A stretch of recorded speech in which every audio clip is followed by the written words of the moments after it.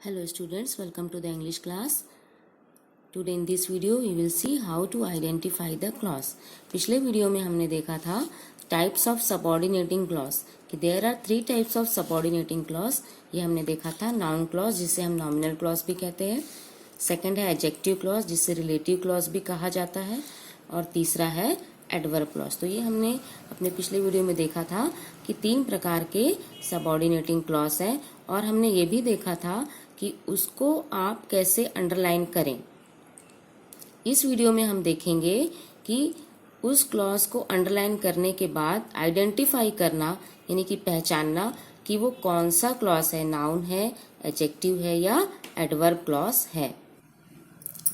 तो आज के वीडियो में हम देखेंगे कि क्लॉज अंडरलाइन करने के बाद उसको पहचानना कि वो कौन सा क्लॉज है। अब आपको पहले ही बताया गया कि तीन प्रकार के क्लॉज हैं। पहला नाउन क्लॉज। अब उसे नाउन क्लॉज इसलिए कहा जाता है कि नाउन आप किसे कहते हैं, किसी भी के नाम को आप नाउन कहते हैं और क्लॉज हम किसे कहते हैं, ग्रुप ऑफ वर्ड्स। तो अब नाउन क्लॉज क्या हो गया, ऐसा ग्रुप ऑफ वर्ड्स जो किसी संज्ञा को दर्शाए। अब यहाँ पर संज्ञा को दर्शाए से मतलब वहाँ पर पर्टिकुलर आपको कोई नाम नहीं मिलेगा। इसको नॉमिनल क्लॉज भी कहा जाता है। नॉमिनल क्लॉज इसीलिए कहा जाता है कि वो सिर्फ नाम के लिए वहाँ पर रहता है। आपका जब सबऑर्डिनेटिंग क्लॉज बनता है, दो पार्ट्स में जब वो बढ़ता है तो दोनों तरफ एक ही बात होती है, किसी के बारे में कुछ नहीं रहता है, दोनों तरफ एक ही बात होती है, इसलिए उसको नॉमिनल क्लॉज कहा जाता है। और इस क्लॉज को पहचानने के लिए हम प्रिंसिपल क्लॉज में यदि व्हाट से क्वेश्चन करें और आपका आंसर सबऑर्डिनेटिंग क्लॉज के रूप में आपको मिले तो वो नॉन क्लॉज होता है। ऐसे ही सेकंड क्लॉज आपका होता है रिलेटिव क्लॉज, एडजेक्टिव क्लॉज या रिलेटिव क्लॉज। अब एडजेक्टिव का मतलब आपको पता है कि वर्ड विच मॉडिफाइज नाउन, किसी नाउन या प्रोनाउन को मॉडिफाई करने वाला वर्ड एडजेक्टिव या विशेषण कहलाता है। और क्लॉज भी आपको पता है कि ग्रुप ऑफ वर्ड्स। तो अब इन दोनों को मिलाकर ये हुआ कि ऐसा ग्रुप ऑफ वर्ड्स जो एडजेक्टिव की तरह कार्य करे, यानी कि उस सेंटेंस में आए हुए, उस कॉम्प्लेक्स सेंटेंस में आए हुए प्रिंसिपल क्लॉज में किसी नाउन को मॉडिफाई वो कर रहा हो, उसके बारे में वो कुछ बता रहा हो। अब इसको रिलेटिव क्लॉज इसलिए कहा जाता है क्योंकि इस क्लॉज में कंजंक्शन के तौर पर रिलेटिव प्रोनाउन का हु, विच, वेयर ऐसे वर्ड्स का यूज किया जाता है, इसलिए इसको रिलेटिव क्लॉज कहा जाता है। इस क्लॉज को पहचानने का एक तरीका है कि यदि प्रिंसिपल क्लॉज में हु या विच से प्रश्न किया जाए और आंसर में आपको सबऑर्डिनेटिंग क्लॉज जो कि आपके क्वेश्चन में दिया हुआ है वो यदि आपको मिल जाता है तो वो क्लॉज एडजेक्टिव क्लॉज होता है। नेक्स्ट आपका क्लॉज है एडवर्ब क्लॉज।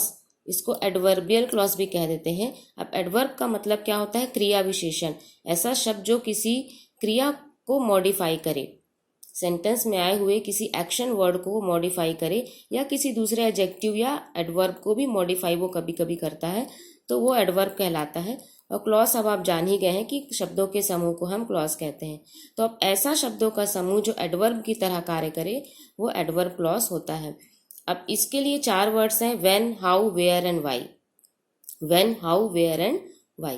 प्रिंसिपल क्लॉज में इन चारों में से किसी एक से भी प्रश्न करने पर, चारों में से किसी एक से भी प्रश्न करने पर यदि उत्तर आपको सबऑर्डिनेटिंग क्लॉज जो आपके क्वेश्चन में है वो आता है तो आपका क्लॉज क्या होगा, एडवर्ब क्लॉज होगा। तो ये कुछ वर्ड्स हैं, जैसे कि व्हाट से आप नॉन क्लॉज पहचान सकते हैं, हु, विच से adjective clause and how, when, where and why से एडवर्ब क्लॉज। ये यहाँ पर हम देखेंगे कि identify the clause. Identify the clause, identify मतलब उसका नाम बताना। अब आपको पता है कि तीन प्रकार के क्लॉज हैं, नाउन, एडजेक्टिव और एडवर्ब। ठीक है, आपने अंडरलाइन करना पहले ही सीख लिया है कि अंडरलाइन हमको कहाँ से कहाँ तक करना है, कंजंक्शन से लेकर के अगले हेल्पिंग वर्ब या अगले सब्जेक्ट की संभावना तक। दूसरा हेल्पिंग वर्ब जैसे ही मिले आपको वहाँ पर रुक जाना है।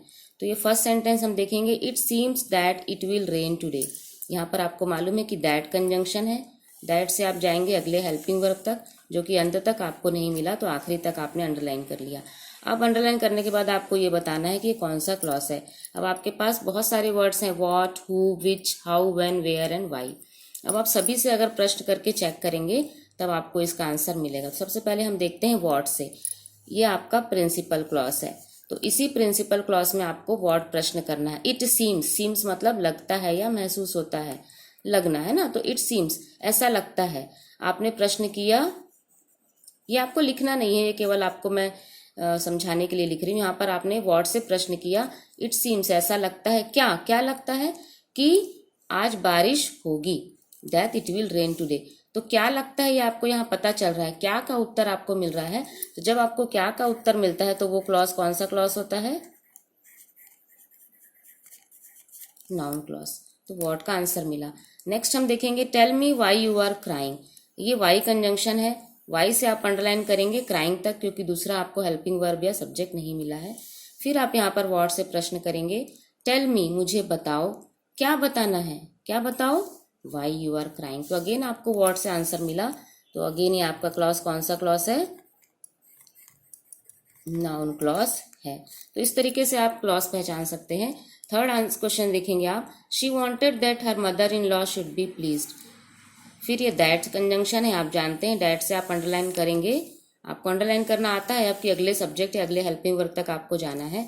अब शी वॉन्टेड, वह चाहती थी, क्या से प्रश्न किया आपने, क्या चाहती थी कि उसकी मदर इन लॉ खुश हो जाए। अब यहीं पर अगर हम क्यों से प्रश्न करें, शी वॉन्टेड, क्यों, वाई भी आपके पास, विच भी है, सबसे आप करके देख सकते हैं। क्यों चाहती थी, क्यों चाहती थी का आंसर तो क्योंकि से आएगा, की से तो आएगा नहीं। तो इसलिए आपने देखा यहाँ पर व्हाट से आंसर आया है, तो ये नाउन क्लॉज है। नेक्स्ट आंसर है, I believe that he is an honourable man. फिर दैट कंजंक्शन आप जानते हैं, दैट से ले जाकर आप अंडरलाइन करेंगे। फिर यहाँ पर आपने प्रश्न किया, आई बिलीव मेरा विश्वास है, क्या विश्वास है, कि he is an honourable man. तो फिर से आपको क्या से आंसर मिला, तो ये क्लॉज क्या हुआ, नाउन क्लॉज हुआ। नेक्स्ट आप देखेंगे, I remember the village where I was born. यहाँ पर वेयर से ये कंजंक्शन है, वेयर से आप अंडरलाइन करेंगे बॉर्न तक, क्योंकि दूसरा हेल्पिंग वर्ब नहीं है। आई रिमेंबर द विलेज, फिर हम व्हाट से प्रश्न करेंगे, व्हाट विलेज, क्या गांव, क्या गांव का आंसर नहीं है। फिर विच विलेज, कौन सा गांव, जहां मैंने जन्म लिया। तो विच का आंसर, विच से आपको आंसर मिला है, यहाँ पर विच विलेज से आपको आंसर मिला है। तो ये क्लॉज क्या हो जाएगा, एडजेक्टिव क्लॉज। विच से आपको आंसर मिल रहा है तो ये क्लॉज एडजेक्टिव क्लॉज।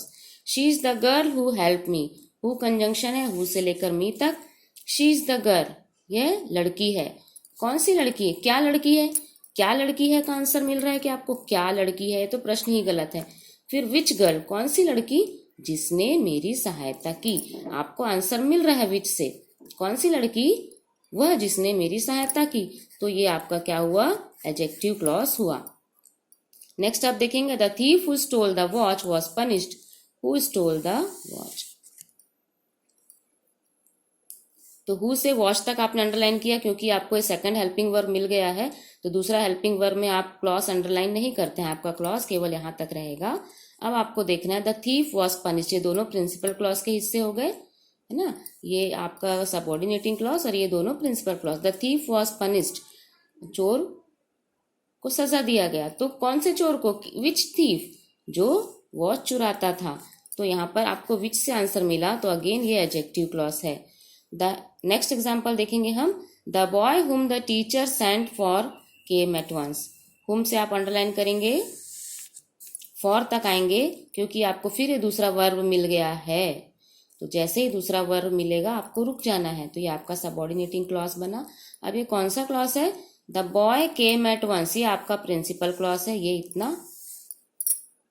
तो उसमें आपने किया, the boy came at once में विच से प्रश्न करेंगे आप, which boy came, the boy came at once. तो what boy came at once, तो वॉट तो रॉन्ग है। हु बॉय, हु भी नहीं, भी कौन सा लड़का आया, लड़का तो आया, हु आया, हु का तो आंसर पहले से ही है यहाँ पर कि लड़का आया, पर कौन सा लड़का आया, हुम द टीचर सेंट फॉर, जिसे टीचर ने बुलाया। तो यहाँ पर फिर से ये आपको विच से आंसर मिला है, इसलिए एडजेक्टिव क्लॉज है। नेक्स्ट एक एग्जांपल और देखेंगे, you may use my pen as long as I am here. इसमें कंजंक्शन है एज लॉन्ग एज, और ये आपका क्लॉज बना हियर तक। ये एडवर्ब क्लॉज बनेगा। अभी हम देखते हैं कैसे, कि you may use my pen, तुम मेरा पेन यूज कर सकते हो। अब आपके पास विच पेन, कौन सा पेन, जब तक मैं हूं, कौन से पेन का तो जवाब ही नहीं है, क्या का भी जवाब नहीं है, हु यूज होगा नहीं क्योंकि पेन पर्सन नहीं है। अब आपके पास बचता है how, when, where and why, जो कि आप एडवर्ब क्लॉज में यूज करते हैं। How, when, where and why, इन चारों में से कोई भी एक। तो हाउ पेन भी नहीं, व्हेन पेन भी नहीं, वेयर, हाँ व्हेन का है यहाँ पर, तो कब तक यूज कर सकते हैं, as long as I am here, कब तक यूज कर सकते हैं, यहाँ पर क्रिया विशेषण आपको देखना है ना। यूज कर सकते हैं, कैसे का नहीं है आंसर, और कब का है answer.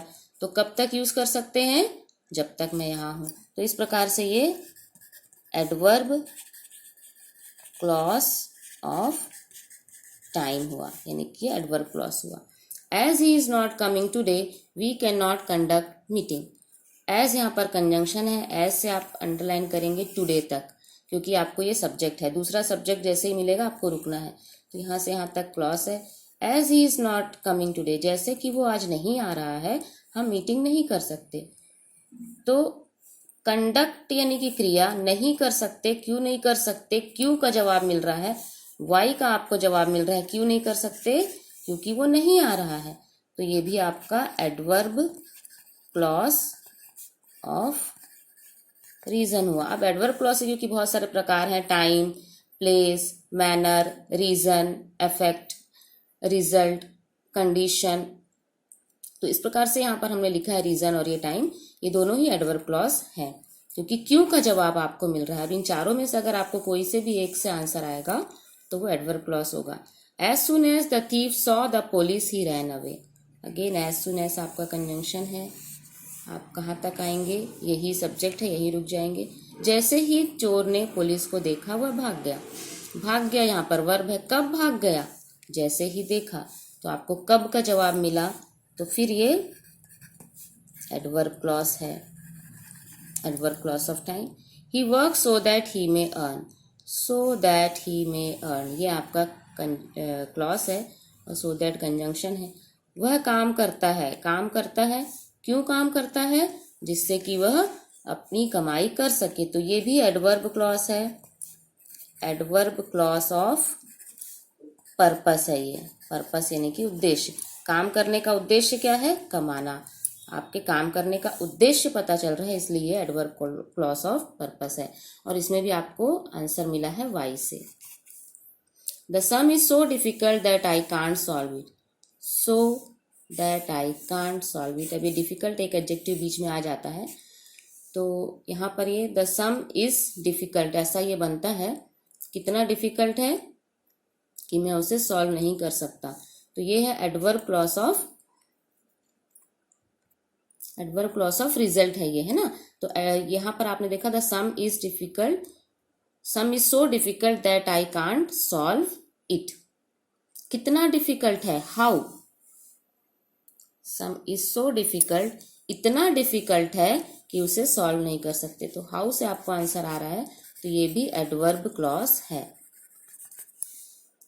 If it rains we shall stay indoors, if से रेन तक, ये भी आपका सब्जेक्ट है, इसलिए आप यहीं रुक जाएंगे, तो ये क्लॉज हो गया। इफ इट रेन्स, यदि बारिश होती है हम अंदर ही रहेंगे, ये इसका मीनिंग है।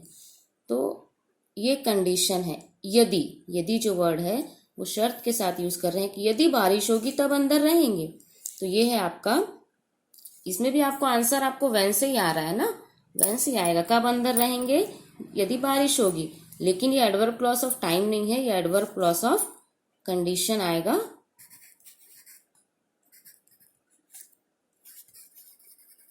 ये भी एडवर्ब क्लॉज है।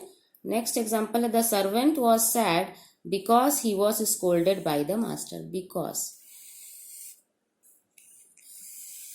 ये तो दिख रहा है क्योंकि, तो एडवर्ब क्लॉज ऑफ, सॉरी ये भी एडवर्ब क्लॉज है। The servant was sad, servant उदास था, यहां से आपने अंडरलाइन किया बिकॉज से, आखिरी तक आपको वाई का आंसर मिला। क्यों उदास था, क्योंकि उसे डांट पड़ी थी।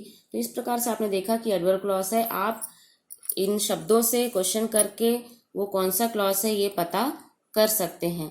तो इसमें आप और भी एग्जाम्पल के साथ प्रैक्टिस कर सकते हैं, सो कीप प्रैक्टिसिंग।